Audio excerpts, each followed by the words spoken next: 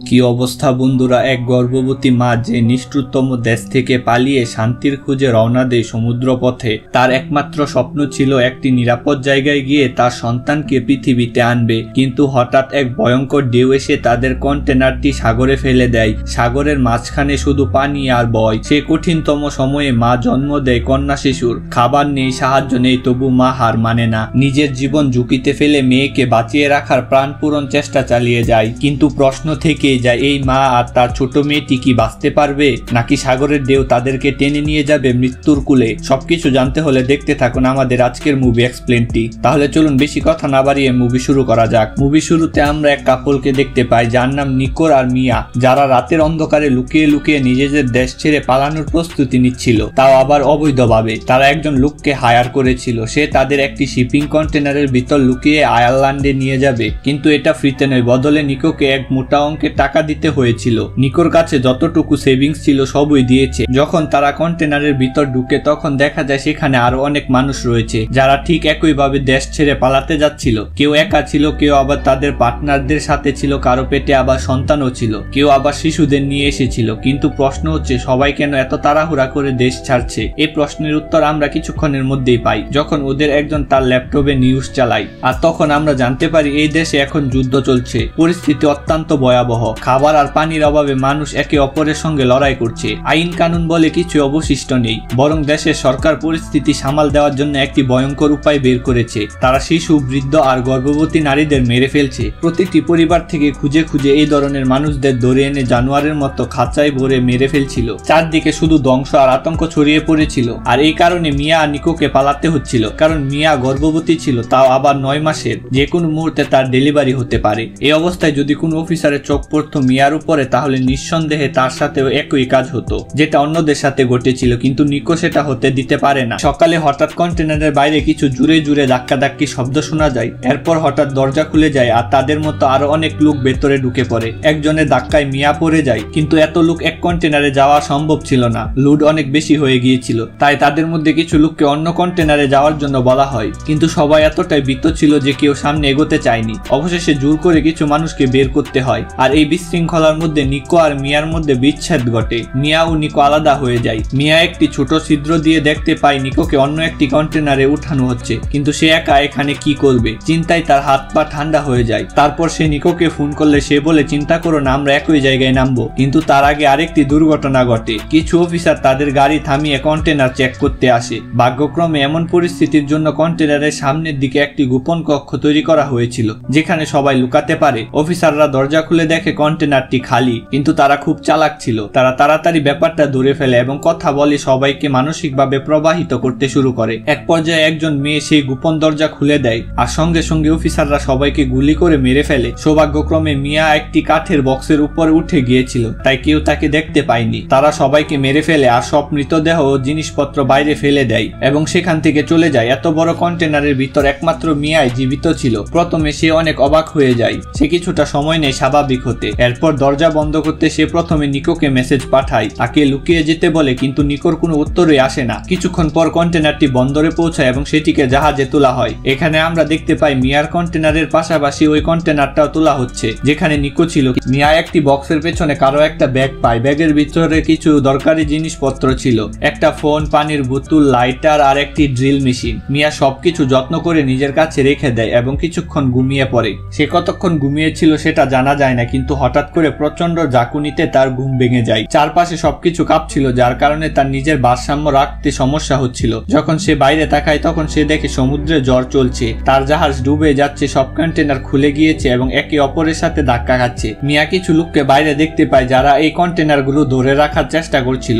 সে চিৎকার করে তাদের কাছে সাহায্য চায়, কিন্তু তার গলা তাদের কাছ পর্যন্ত পৌঁছায় না। কিছুক্ষণের মধ্যে তার কন্টেনারও পানিতে পড়ে যায়। সে যে দড়ি ধরেছিল সেটা ছিঁড়ে যায় আর মিয়ার মাথায় গিয়ে ধাক্কা লাগে এবং সে অজ্ঞান হয়ে যায়। কিছুক্ষণ পর যখন তার জ্ঞান ফিরে, সে দেখে কন্টেনারের ভিতরে পানি ঢুকছে। কন্টেনারের দেয়ালে যেসব ছিদ্র ছিল, যেখান দিয়ে সে আগে বাইরে তাকাচ্ছিল, সেই ছিদ্র দিয়ে পানি ঢুকছে। প্রথমে সে বুঝতে পারে না কি হচ্ছে, কিন্তু যখন সে বাইরে তাকায় তখন বুঝতে পারে তার কন্টেনার আর জাহাজে নেই। এখন সেটা পানির উপর ভাসছে। চারপাশে শুধু পানি আর পানি আর কয়েকটা কন্টেনার যেগুলো একইভাবে পানির উপরে ভাসছে। এই দৃশ্য দেখে মিয়া খুব ভয় পেয়ে যায় এবং নিকোকে ফোন করার চেষ্টা করে, কিন্তু ধাক্কা লেগে মিয়ার ফোনের স্ক্রিন ভেঙে গিয়েছিল। তাই সে অন্য একটি ফোন দিয়ে ফোন করার চেষ্টা করে, কিন্তু সেটাও কোনো কাজে লাগে না। অবশেষে নিজেকে সামলে সে দেওয়ালের ছিদ্রগুলো বন্ধ করার কথা ভাবে। যে কোনো ভাবেই হোক তাকে পানি ঢোকা থামাতে হবে, তাই সে একের পর এক সবগুলো বক্স খুলে দেখতে শুরু করে, এ আশায় যে কিছু দরকারি জিনিসপত্র হয়তো সেখানে সে পাবে। কিন্তু সেগুলোর মধ্যে শুধু ছিল ইয়ারফোন, প্লাস্টিক বোতল আর ওয়াইন বোতল। শেষ পর্যন্ত মিয়া একটি ট্যাপ পায়, আর সেই ট্যাপ দিয়ে সব ছিদ্র সিল করে দেয়। এরপর কিছু সময়ের জন্য বসে বিশ্রাম নেয়, কিন্তু তখনই বাইরে অনেক মানুষের চিৎকার শুনতে পায়। বাইরে তাকিয়ে দেখে একটা কন্টেনার ডুবে যাচ্ছে, এবং এটাই সেই কন্টেনার যেটাতে নিকো ছিল। এর মানে নিকো আর বেঁচে নেই। এই চিন্তায় মিয়ার মাথা কাজ করা বন্ধ করে দেয়। সে পাগলের মতো নিকোকে ফোন করতে শুরু করে, কিন্তু তার কোনো উত্তরই আসে না। একসময় মিয়ার এতটাই হতাশ হয়ে পড়ে যে সে আত্মহত্যা করার কথা ভাবে। গত 2 দিন ধরে তার বাচ্চাও কোনো নড়াচড়া নেই। সে অনুভব করতে পারছিল না তার বাচ্চাকে। ওইদিকে নিকো আর নেই, আর সে বেঁচে থেকে কি করবে এই চিন্তা করে সে একটি ছুরি তুলে নেয়, কিন্তু ঠিক তখনই তার বাচ্চা তাকে একটি লাথি দেয়। সে তাৎক্ষণিক ছুঁড়ে ফেলে দেয় আর কিছুক্ষণের জন্য ঘুমিয়ে পড়ে। ঘুমের মধ্যে সে খুব ভয়ঙ্কর একটা স্বপ্ন দেখে। সে দেখে কন্টেনার পুরো পানিতে ভর্তি হয়ে গিয়েছে। এই দুশ্চিন্তায় তার ঘুম ভেঙে যায়, আর জেগে উঠে দেখে যে ছিদ্রগুলো সে সিল করেছিল তা আবারও খুলে গিয়েছে, এবং আগের থেকে অনেক বেশি পানি ঢুকছে কন্টেনারের ভিতরে। মিয়া কি করবে বুঝতে পারছিল না। হঠাৎ মিয়ার মাথায় বুদ্ধি আসে। সে তাড়াতাড়ি টিফিন বক্সের রাবার ব্যান্ড দিয়ে ছিদ্রগুলো সিল করার চেষ্টা করে। এরপর সে ছিদ্রগুলো সিল করে দেয়, আর এর সাথে সমস্ত বক্সগুলো ধাক্কা দিয়ে কন্টেনারের অন্য পাশে নিয়ে রাখে, যাতে কন্টেনারের ওই দিকতে বাড়ি হয়ে যায় এবং পানি সেই দিকে জমে থাকে। কিন্তু সে জানতো এগুলো সব সাময়িক সমাধান, তাকে যত তাড়াতাড়ি সম্ভব কিছু একটা করতে হবে। সৌভাগ্যক্রমে তখনই নিকোর কল আসে। সে জানায় সে ওই কন্টেনারে ছিল না। আসলে সে কখনো ওই কন্টেনারে পৌঁছাতে পারেনি। ড্রাইভার তাদের শহরের বাইরে নামিয়ে দিয়েছিল। এ কথা শুনে মিয়া খুব খুশি হয়, কিন্তু তার এই অবস্থা শুনে নিকোর খুব টেনশন বেড়ে যায়। সে প্রতিজ্ঞা করে যেভাবে হোক কোনো সমাধান খুঁজে বের করবে আর মিয়াকে সেখান থেকে উদ্ধার করবে। কিন্তু ততক্ষণ পর্যন্ত মিয়াকে একাই সব সামলাতে হবে এবং তাকে বাঁচতে হবে। মিয়া ঠিক তাই করে। সে দ্বিতীয় ব্যাগে সামান্য খাবার পানি ছিল, সেগুলো অল্প অল্প করে খেয়ে কষ্ট করে দিনগুলো কাটাতে থাকে। কিন্তু সে রাতে হঠাৎ তার প্রসব বেদনা ওঠে। সে সেই প্রসব বেদনা কোনোভাবে সহ্য করতে পারে না। তার উপর বাইরে ঝড় বৃষ্টি শুরু হয়, যার ফলে কন্টেনারটা আবারও নড়তে শুরু করে আর সব জিনিসপত্র ছড়িয়ে পড়তে শুরু করে। কন্টেনারে আবারও দ্রুত পানি ঢুকতে থাকে। সে অনেক কষ্ট করে ঝড় বৃষ্টির মধ্যে একটি কন্যা সন্তান জন্ম দেয়। সে তার নাম রাখে নুয়া। কয়েক ঘন্টা পর চারপাশে কি হচ্ছে সে কিছুতে বুঝতে পারে না। এভাবে দেখতে দেখতে 3 দিন কেটে যায়। তার কাছে যতটুকু খাবার ছিল তাও প্রায় শেষ হয়ে যাচ্ছিল,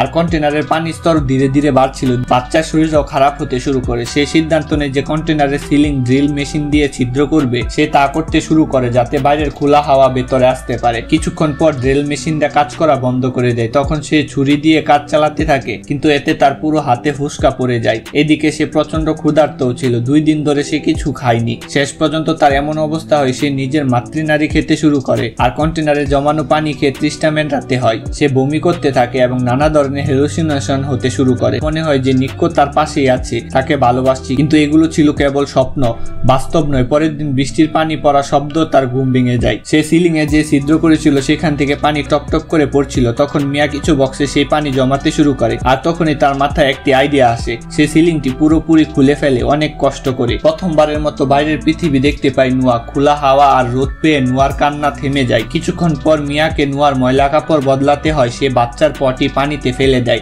আর সেটা ফেলতে অনেক মাছ জমে যায় পানির আশেপাশে। এটা দেখে মিয়ার মনে আশা জাগে, হয়তো সে না খেয়ে আর মরবে না। সে মাছ ধরার জন্য একটি লোহার রড দিয়ে অনেক চেষ্টা করে, কিন্তু কোনোই লাভ হয় না। ঠিক তখনই আকাশে একটি এরোপ্লেন দেখতে পায়। সে সঙ্গে সঙ্গে একটি কাচের টুকরো দিয়ে আলো প্রতিফলিত করে এবং তাদেরকে সিগন্যাল দেওয়ার চেষ্টা করে, কিন্তু এর কোনো ফল হয় না। উল্টো এই তাড়াহুড়ার মধ্যে তার পা গভীরভাবে কেটে যায়। প্রচুর পরিমাণে রক্তপাত হচ্ছিল, যা থামানো খুবই জরুরি ছিল। তাই মিয়া প্রথমে ওই জায়গায় অ্যালকোহল দিয়ে জীবাণুমুক্ত করে, এরপর একটি তার দিয়ে সে ক্ষত সেলাই করে। এতে তার খুব কষ্ট হয়, কিন্তু সে তার মেয়ের জন্য সবকিছু সহ্য করে নেয়। সে রাতে সেই ইয়ারফোনের তার দিয়ে একটি জাল তৈরি করে, যাতে পরের দিন মাছ ধরতে কোনো সমস্যা না হয়। আর সত্যি পরের দিন সে একটি মাছ ধরতে পারে, আর সেই মাছ কাঁচাই খেয়ে ফেলে। তার পেটও ভরে যায়, আর বাচ্চাকে পেট ভরে দুধ খাওয়াতে পারে। এভাবে দেখতে দেখতে 9 দিন কেটে যায়। মিয়া কন্টেনারের ভিতর থেকে পানি বের করার অনেক চেষ্টা করেছিল, কিন্তু কোনোই লাভ হচ্ছিল না। তার কাছে যতগুলো কাগজ ছিল তাতে নিজের পরিস্থিতি লিখে একটা চিঠি তৈরি করে। সে চিঠিগুলো সে বক্সের ভিতরে সমুদ্রে ভাসিয়ে দেয়, যদি কেউ সেটা দেখে ফেলে আর তাদেরকে সাহায্য করতে এগিয়ে আসে। আর সাথে সাথে সে নিকোর নাম্বার বারবার ফোন করতে থাকে, কিন্তু নিকো তার ফোন ধরেই না। তার একটা ফোন তো পানিতে পানিতে নষ্ট হয়ে গিয়েছিল,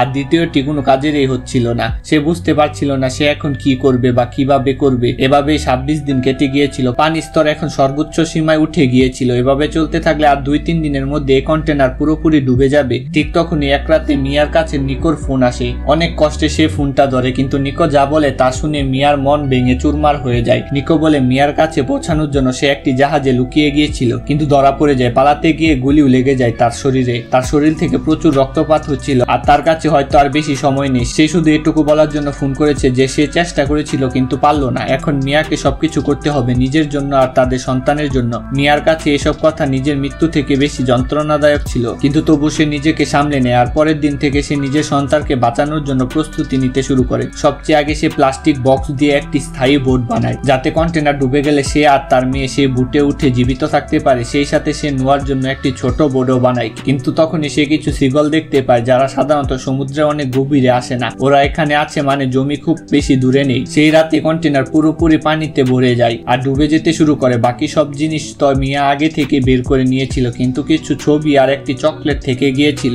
যেটা নিকো তাকে দিয়েছিল। ওটাই ছিল নিকোর দেওয়া শেষ উপহার। মিয়া সেটা হারাতে চায় না, তাই সে নোয়াকে কন্টেনারের উপর রেখে নিচে নেমে যায় সেগুলো আনতে। আর ঠিক তখনই তার পা কিছু তারের সাথে জড়িয়ে পড়ে নিজেকে মুক্ত করতে পারছিল না মিয়া। অন্যদিকে পানির নিচে বেশি সময় শ্বাস ধরে রাখা সম্ভব হচ্ছিল না। অবশেষে কষ্ট করে একটি ছুরির সাহায্যে সে তার পায়ে বাঁধা তারগুলো কাটতে সফল হয় এবং বাইরে বেরিয়ে আসে। কিন্তু তখন নোয়াকে সে কোথাও খুঁজে পাচ্ছিল না, হয়তো পানির মধ্যে কোথাও ভেসে চলে গিয়েছে। মিয়া পাগলের মতো চিৎকার করে, চারদিকে শুধু পানি ছাড়া কিছুই ছিল না। মিয়া অনেক খোঁজাখুঁজি করে কিন্তু নোয়াকে কোথায় পাওয়া যায় না। ঠিক তখনই তার কাছ থেকে একটি তিমি মাছ পার হয়ে যায়, যার কারণে শিশুটির উপর পানি পড়ে এবং সে জুড়ে জুড়ে কাঁদতে শুরু করে। মিয়া সেই কান্নার আওয়াজ শুনে শেষ পর্যন্ত তাকে খুঁজে পায়। এরপর মা আর মিয়া আবারও সাঁতার দিতে শুরু করে। মিয়ার কাছে আর কোনো শক্তিই ছিল না সাঁতার কাটার। সে যে নৌকা বানিয়েছিল তা নিয়ে আসার মতো শক্তিও ছিল না, তাই শুধুমাত্র নৌকার উপর বর দিয়ে কোনোভাবে নিজেকে পানির উপর রাখতে পারছিল। এভাবে 1.5-3 ঘন্টা বাসার পর সকাল হয়ে যায়। মিয়া কোনোভাবে ভরসা হারায় না। সে তার মেয়েকে বলে, আরেকটু সহ্য করে, আমরা ঠিক মতো পৌঁছায় যাব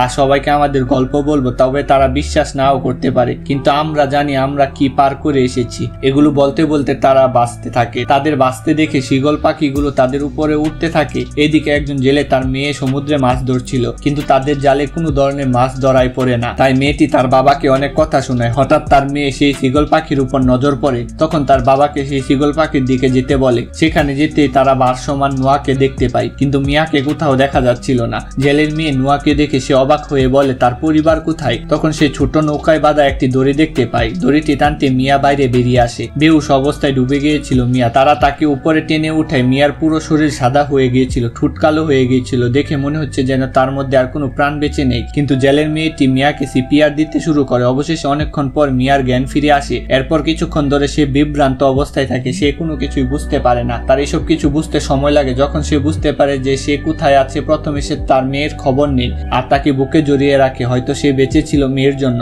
যদি সে না থাকতো হয়তো অনেক আগেই হার মেনে নিত সে। সবশেষে এত কষ্টের পর যখন জানতে পারে যে আয়ারল্যান্ডে পৌঁছে যাবে, সে কাঁদতে শুরু করে। কিন্তু এ কান্না ছিল খুশির। গত 28 দিন মিয়া যা কিছু সহ্য করেছে, যা কিছু করেছে বেঁচে থাকার জন্য, সেটা হয়তো কেউ বিশ্বাস করবে না, কিন্তু তার জন্য এটা হয়ে থাকবে এক বিশাল শিক্ষা যা সারা জীবন তাকে শক্তি দেবে। আর এখানে এই গল্পটি শেষ হয়ে যায়। তো বন্ধুরা, এই ছিল আমাদের আজকের মুভি এক্সপ্লেনটি। তো তোমাদের কাছে কেমন লাগলো তোমরা অবশ্যই কমেন্ট করে জানাবে। আর আমাদের চ্যানেলে নতুন হয়ে থাকলে অবশ্যই আমাদের চ্যানেলটি সাবস্ক্রাইব করে দিবে।